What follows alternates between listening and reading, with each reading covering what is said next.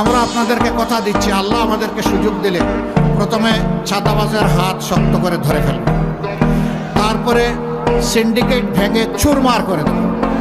কোথাও কোনো সিন্ডিকেটের অস্তিত্ব রাখা হবে না। শাসন হবে জনগণের শাসন। এই জন্য চিৎকার দিয়েই বলছি, আমরা জামাতে ইসলামীর বিজয় চাই না, আমরা 18 কোটি মানুষের বিজয় চাই।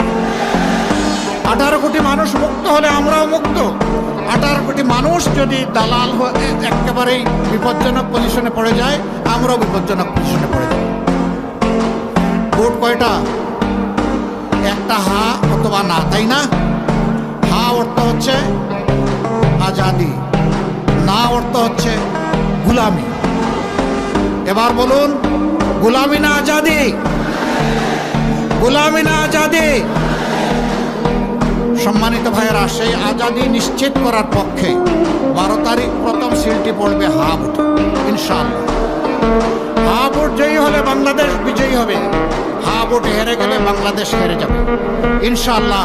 আল্লাহ আমাদেরকে সাহায্য করবেন, হা ভোট বিপুল ব্যবধানে বিজয়ী হবে ইনশাআল্লাহ।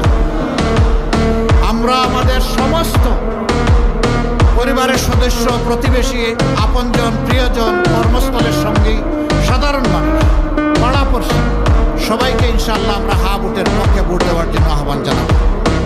কারণ হা ভোট সবাইকে আজাদি এনে দিবে, গুলামি থেকে মুক্ত করবে। 2 নম্বর ভোটটি আমরা চাই দাঁড়িপাল্লায়। কেন? এটি ইনসাফের প্রতীক। অবশ্য দাঁড়িপাল্লার সাথে আরও 10টা প্রতীক আছে, সবাই নিবন্ধিত। যাকে যেখানে দেওয়া হয়েছে প্রতীক হাতে তুলে আমরা সবাই জান প্রাণ দিয়ে তাদের পক্ষে কাজ করবো ইনশাআল্লাহ। 11 আমরা ঐক্যবদ্ধ বাংলাদেশ চাই বলেই 11 দল ঐক্যবদ্ধ হয়েছে। আমরা কোনো বিভক্ত বাংলাদেশ চাই না, অতীতের কাসুন্দি শুনতে চাই না। যে কাসুন্দি গেয়ে গিয়ে বাংলাদেশকে ধ্বংস করা হয়েছে, ওই আওয়াজ আর আমাদের কান সহ্য করে না।